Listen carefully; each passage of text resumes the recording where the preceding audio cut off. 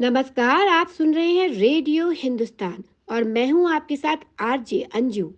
Radio story में आज पेश है एक दिलचस्प कहानी जो बन सकती है आपके करियर के लिए बहुत बड़ी प्रेरणा। भारत अपनी सनातन संस्कृति और कई धर्मों की विविधता के लिए विश्व प्रसिद्ध है। इसलिए विद्यालय में भी विद्यार्थियों की विभिन्न कैटेगरीज हुआ करती है। हमारे कई सहपाठी विभिन्न धर्मों से भी बिलोंग करते हैं। भारत सरकार ने इस पर विशेष ध्यान दिया है। समय समय पर आदिवासी वर्ग के विकास हेतु सकारात्मक प्रयास भी किए हैं और इसका प्रमाण अब हमारे समक्ष है। हम बात कर रहे हैं केरल की प्रथम आदिवासी महिला श्री धन्या सुरेश की, जिन्होंने सफलता का नया उदाहरण प्रस्तुत किया है। वे यूपीएससी सिविल सेवा परीक्षा के माध्यम से आईएएस अधिकारी बनी। इनके पिता एक दिहाड़ी मजदूर थे और सपरिवार वायनाड के छोटे से गांव पोजू थाना में रहा करते थे। यह केरल का एक पिछड़ा हुआ इलाका है। बाल्यावस्था से ही आर्थिक तंगी और बुनियादी सुविधाओं के अभाव से लगातार जूझते हुए उन्होंने अपनी पढ़ाई जारी रखी। उनके 3 भाई बहन भी हैं। परिवार के जीविकार्जन हेतु स्थानीय बाजार में धनुष बाण बेचना ही उनके पिता का एकमात्र व्यवसाय था। श्री धन्या के पिता की आमदनी कम थी, परंतु शिक्षा का महत्व समझते हुए अपने बच्चों की पढ़ाई उन्होंने जारी रखी। यह उनकी सुघड़ और सुंदर सोच तथा खुले विचारों को दर्शाता है कि वास्तव में सभी बच्चों को शिक्षा प्राप्त करने और साक्षर होने का अधिकार है।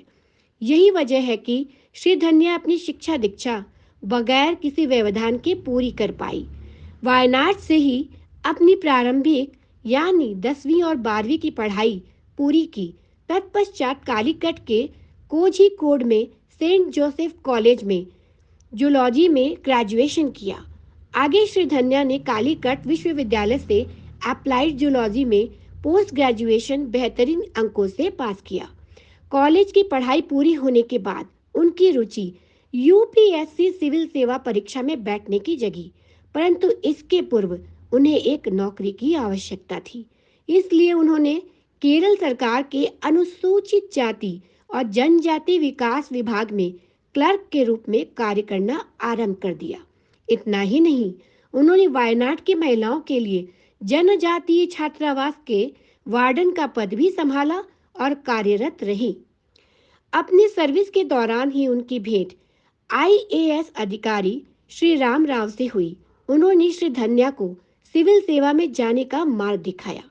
चूंकि श्री धन्या श्री राम राव के जीवन और उनके व्यक्तित्व से काफी प्रभावित थी, उन्होंने यूपीएससी सीएसई देने का उचित निर्णय लिया।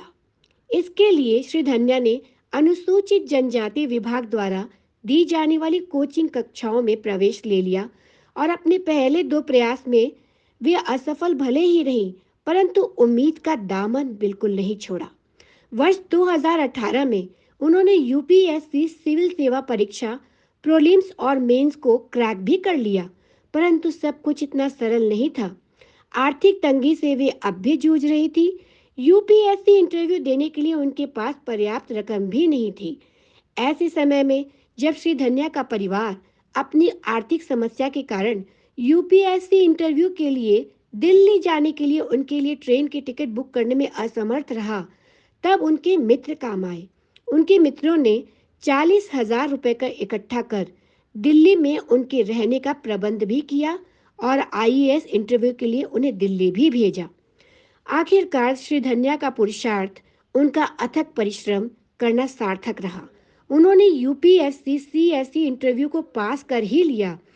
उसी वर्ष उन्होंने एआईआर 410 हासिल किया और यूपीएससी सिविल सेवा परीक्षा पास करने वाली केरल की प्रथम आदिवासी महिला होने का गौरव भी हासिल किया। तो इसी के साथ मैं लूंगी विदा, लेकिन चलते चलते पानी बचाइए, सबको सिखाइए, पेड़ लगाइए, सबको सिखाइए। नमस्कार।